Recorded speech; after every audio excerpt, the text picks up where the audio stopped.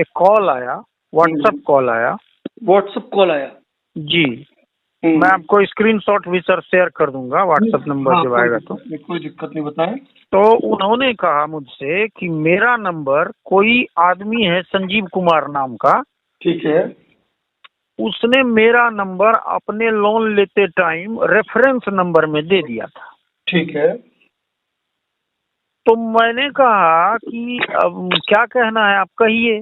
तो वो हमसे बार बार कह रही थी कि तुम उसको कॉल करो, तुम उसको बोलो, मेरा किस्त नहीं 3 महीने से भर रहा है। मैंने कहा कि आप हैं कौन, पहले आप अपना इंट्रोडक्शन दीजिए ना, और वो कौन आदमी है ये भी बताइए हमको। फिर उन्होंने मुझे उसका स्क्रीनशॉट भेजा, एड्रेस सहित नाम भेजा। मैंने उस नंबर पे कॉल लगाया तो वो नंबर ऑफ था। फिर मैंने उसको व्हाट्सएप मैसेज किया कि भाई ये मेरा नंबर कहाँ दे दिए हो। तो वो मुझे रिटर्न में मैसेज करता है कि मेरे साथ फ्रॉड हो रहा है। तो मैंने कहा कंप्लेन करो तुम। ओके लिख के उसने व्हाट्सएप भी ऑफ कर दिया। फिर उसके बाद इसी महिला ने, मैंने उस महिला को वो स्क्रीनशॉट शेयर कर दी। फिर वो महिला मुझे कॉल कर रही है 5:55 पर और कह रही है कि मैंने उससे कहा कि भाई आप हमको क्यों कॉल कर रहे हैं, तो आपका नंबर उसमें दिया हुआ है रेफरेंस में। मैंने कहा भाई मैं नहीं आपको जानता हूँ ना मैं उसको जानता हूँ, नंबर कोई किसी का दे देगा तो दूसरा आदमी इसमें क्या कर सकता है। ठीक है। तो उसके बाद वो महिला मुझसे कह रही है कि नहीं तुम करो, जैसे आदमी नहीं कोई अपने नौकर से बात करता है। तो फिर मैं थोड़ा इरिटेट हो गया। मैंने कहा भाई तुम पागल तो नहीं हो कहीं, मैं क्यों कॉल करूं उस आदमी को, मेरा क्या लेना देना है उससे। नहीं उसने लोन लिया है, तुम्हारा नंबर है, मैं इतना कॉल करूंगी तुम्हारा जीना हराम करवा दूंगी, मैंने ये मेल कर दूंगी, तुमको 10 नंबर से कॉल आएगा, उसको बोलो अभी किस्त जमा करेगा। कहा जी पागल हो तुम भाई। अरे मैं क्यों किसी को कॉल करूंगा, मैं तुमने मुझे उसका स्क्रीनशॉट शेयर किया तो उसमें उसका नंबर था, तो मैंने उसको व्हाट्सएप पे मैसेज करके फिर उसने जो मुझे कहा मैंने तुमको शेयर कर दिया। ठीक है। फिर मैंने लिख भी दिया उसमें कि आपका ना मैं उनको जानता हूँ ना आपको जानता हूँ, आप जानिए ना वो जाने। उसके बाद सर उन्होंने, उस महिला ने मुझे इतनी भद्दी भद्दी गालियां दी, इस तरीके से वो बात कर रही थी हमसे, मुझे उस समय से मेरा पूरा एकदम दिमाग खराब चल रहा है, इतना मैं परेशान हूँ। जिस बात से श्रीमान मेरा कोई लेना देना नहीं है, मैं कुछ जानता नहीं हूँ, और इसके लिए वो मुझे गालियां दे, वो मुझे कहे कि नहीं मैं आपको तुमको तुम्हारा जीना हराम कर दूंगी, उसको बोलो उसको फोन करो, वो तुम्हारा जीजा है, तुम्हारा ये है तुम्हारा वो है। अब कोई कॉल तो था नहीं नॉर्मल कॉल जैसे हम और आप बात कर रहे हैं जो रिकॉर्ड भी हो सकती थी, व्हाट्सएप कॉल था। तो आपने उससे ये नहीं पूछा कि कौन सी बैंक का लोन है, कितने का जी लोन लिया है? मैंने उससे कई बार पूछा कि आप किस बैंक से बात करें, पता नहीं क्या IRFC इसी तरह से कुछ बोल रही थी।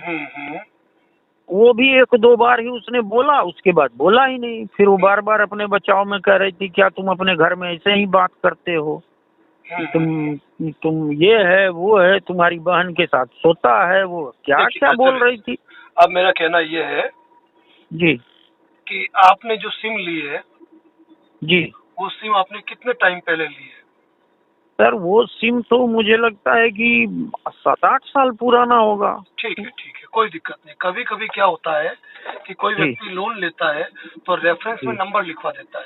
मान लो आपने नई सिम ली हो तो आपका रेफरेंस में, अगर उस समय ये सिम जिसके पास थी उसका रेफरेंस में नाम लिखवा दिया, ठीक है, और क्या उस लेने वाले ने आपको आपके नाम से बातचीत की जैसे वो आपको जानता हो?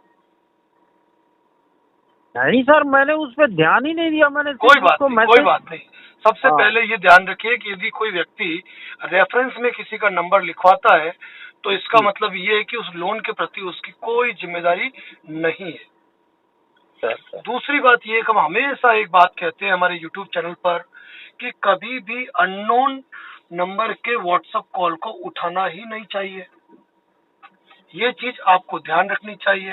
दूसरी बात, यदि कोई, चाहे वो महिला भी क्यों ना हो, यदि कोई गलत बात आपसे कर रहा है ना, और आपने एक बार दो बार रिक्वेस्ट उससे कर ली है, उसके बाद भी अगर वो अपनी तहजीब छोड़ रहा है और आपसे अभद्र भाषा में बात कर रहा है क्या, तो आपको भी उसका सम्मान करने की कतई आवश्यकता नहीं है। आप बिल्कुल तरीके के को आप अच्छा सकते हैं, ठीक है ना, ये आपका अधिकार है। दूसरी बात ये हो गई, थर्ड बात ये हो गई, तो आप बताओ कि आपने लोन लिया है, तुझे चुकाना है नहीं चुकाना है। ध्यान ये रखिए कि ये टोटली लोग फर्जी होते हैं। क्या एक सही इंसान कभी भी व्हाट्सएप कॉल नहीं करता है? जी जी। क्या? और वो ये बताइए कि नॉर्मल व्हाट्सएप कॉल था या व्हाट्सएप वीडियो कॉल था?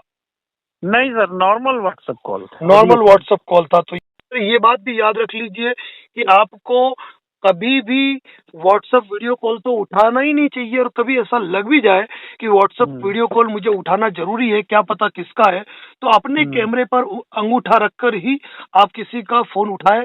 क्योंकि आजकल सबसे ज्यादा जो फ्रॉड हो रहे हैं वो सेक्सटॉर्शन के फ्रॉड हो रहे हैं, ठीक है ना।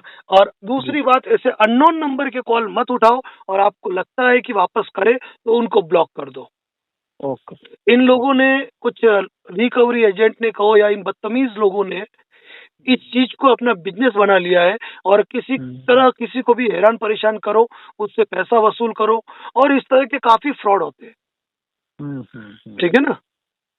अगर किसी बैंक ने किसी को लोन दिया है तो उसकी क्रेडिट रिपोर्ट को देखकर लोन दिया है, उसका ईसीएस किया है, अब उसको वसूली करनी है, उसके ऊपर सेक्शन 25 का मुकदमा करे, 138 एनआई एक्ट का मुकदमा करे, रिकवरी का सूट फाइल करे, आर्बिट्रेशन एक्ट के अंतर्गत कार्रवाई करे। ये सारे अधिकार बैंकों के पास सुरक्षित है। लेकिन अपने को उससे कोई मतलब नहीं है। ये ऐसे कॉल, व्हाट्सएप कॉल कभी भी मत उठाओ।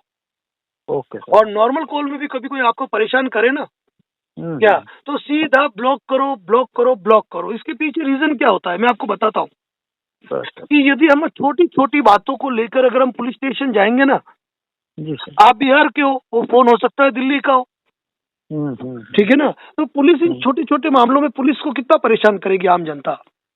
सही है, पुलिस क्या करेगी? क्या?